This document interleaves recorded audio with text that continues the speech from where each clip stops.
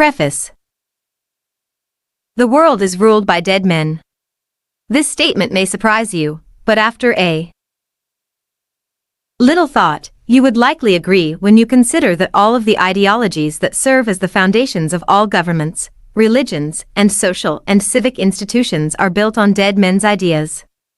Imperialism, monarchism, socialism, communism, democracy, and dictatorship are all born of ideas cultivated, incubated, and developed by men who, though long laid to rest, still live on in the practice of these ideas in our modern societies. This book is about this unstoppable power of ideas.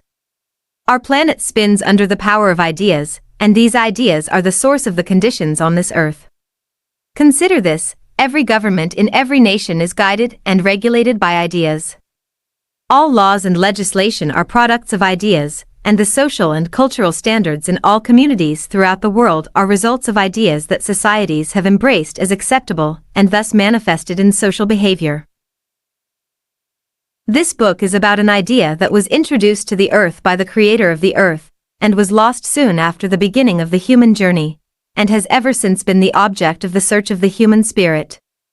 This idea originated in the mind and heart of the creator, and was the motivation and purpose for the creation of the physical universe and the human species. In this book, we refer to this idea as the Big Idea, and attempt to prove that this idea is superior to all the collective wisdom and ideas of human intellect. It is an idea that is beyond the philosophical reserves of human history, and supersedes the institutions that have governed mankind since his first human society.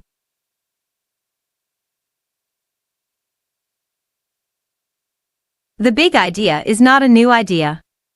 It has been imitated, disguised, misused, misinterpreted, and misunderstood by mankind throughout history, and still seems to elude the wisest among us.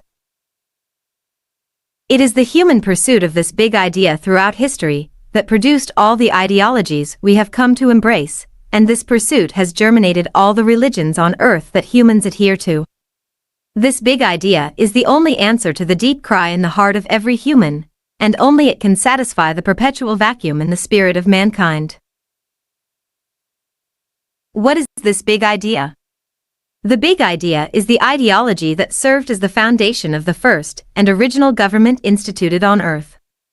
It is the divine aspiration, celestial vision, and eternal purpose of the Creator for His creation and humanity on planet Earth. The Big Idea is the concept of the ultimate governing program for mankind on Earth that provides for all the fundamental needs of humanity and produces a culture that integrates all of mankind's noble aspirations, such as equality, justice, peace, love, unity, and respect for human dignity, the value of human beings, and personal and corporate empowerment. It is an idea that is superior to and contains all the noble aspirations of democracy, socialism, communism, imperialism, dictatorships, and all religions. It is my hope that this book will unveil the beauty of this great idea that can bring the solutions to all of our earthly problems, such as war, terrorism, crime, AIDS epidemics, child abuse, environmental destruction, culture clashes, poverty, oppression, ethnic cleansing, economic crisis, family disintegration, political and religious corruption, community violence, and the culture of fear. This book is the result of my own personal struggle for meaning, reason, hope, and understanding of life. I grappled with the inconsistencies, failures, and disappointments of man's attempts to govern himself and produce the utopia he continued to promise.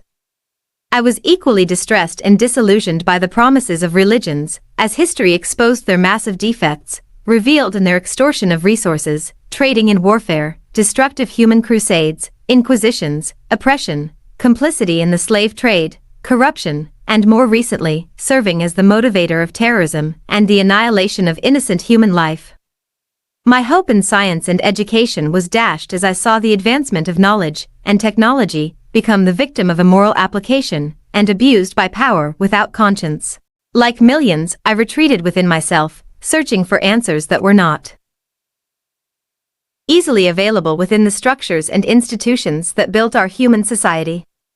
This search led me to the most misunderstood man on planet Earth, a young Jewish philosopher who proclaimed a fresh idea that was unorthodox, unfamiliar, and untried, and challenged all of the ideas that were ever conceived by mankind. This unique idea addressed all the needs, aspirations, questions, and longings in the human experience, while exposing all of the defects, weaknesses, unreasonableness, and inferiority of our own ideas. His unique idea is so complete that it encompasses the entire spectrum of individual and national life, and provides for the fulfillment of the entire human race and the planet Earth.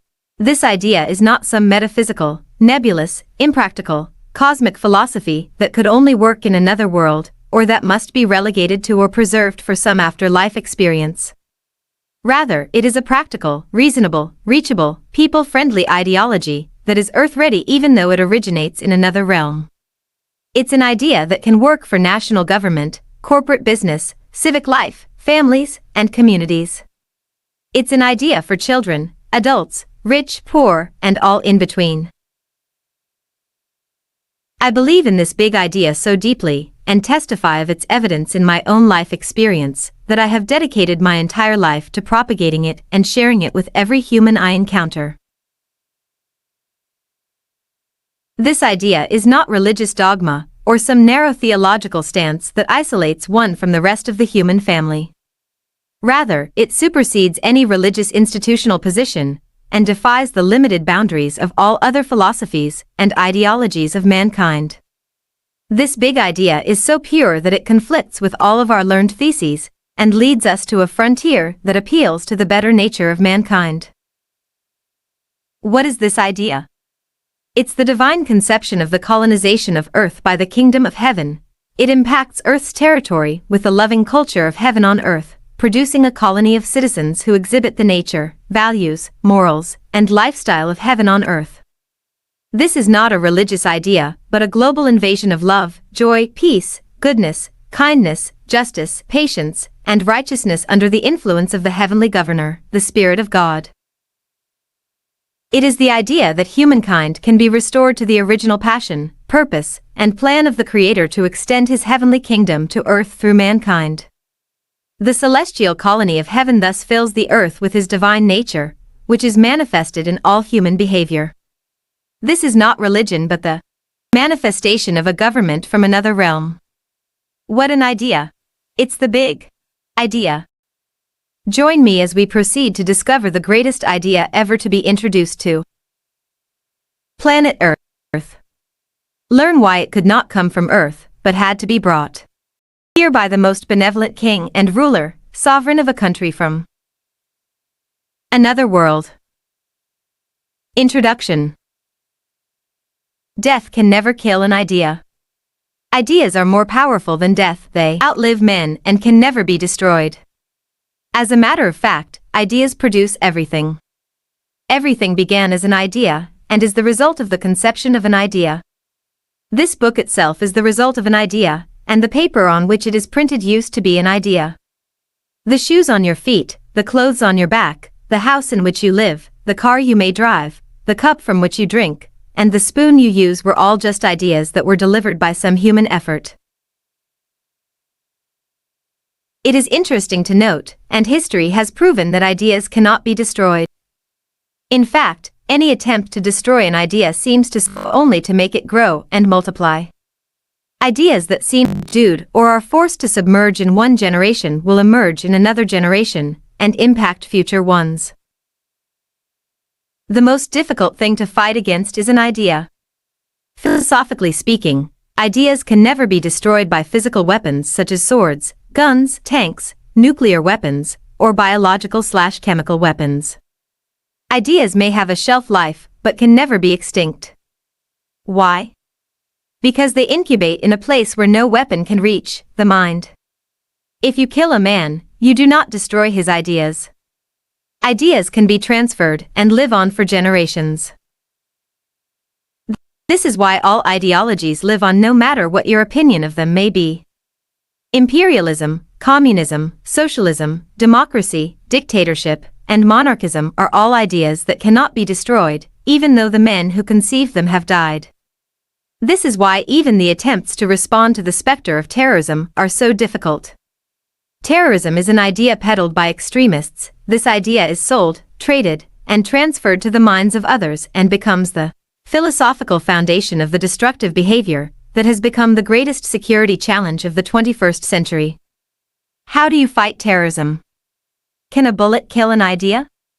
Does terrorism die when a terrorist is killed? How do you win a war against an idea? It is my belief that the only way to defeat a bad idea is with a better idea. Ideas are destroyed by ideas. It is my conviction that the battle for Earth is a battle of ideas. It has always been a battle of ideas. Throughout history, mankind has fought wars over ideas. The Cold War was a result of a clash of ideas, as were World War II and the Korean War. Apartheid was an idea that oppressed human dignity, elevating some humans while discriminating against others. It was basically a clash of ideas about race, ethnicity, and the value of human beings. The tensions between China and the Western culture were the result of ideas. These historical issues and events were all ideological wars.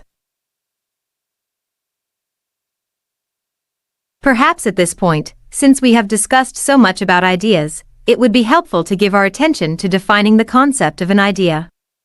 To grasp the full understanding of what an idea is, it is necessary to begin with what we call a precept.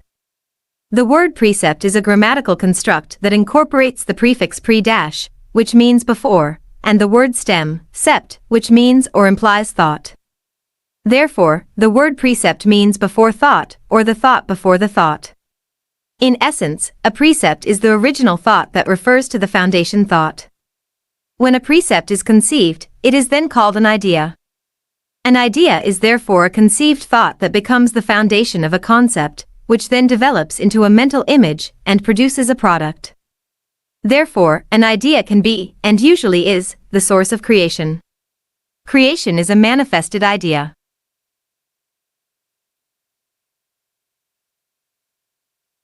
When a thought idea is conceived, it can be cultivated into a theory and emerge as a philosophy. It is at this stage, when an idea can become a philosophy, that it forms the foundation of a belief system. A belief system then becomes the motivator of all behavior and responses to life and environment. Belief also becomes the shade through which all of life is viewed and interpreted. In essence, ideas are the foundation of philosophy, which becomes our way of thinking, our concept of truth, and our belief system, which then produce our lifestyle and mental conditioning.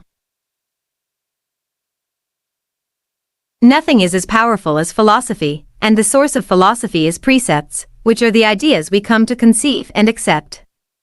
Thoughts control the world, and we become our thoughts. This is the premise on which the ancient King Solomon, over 3,000 years ago, stated, "For as a man thinks in his heart." Philosophy will only change when your ideas change.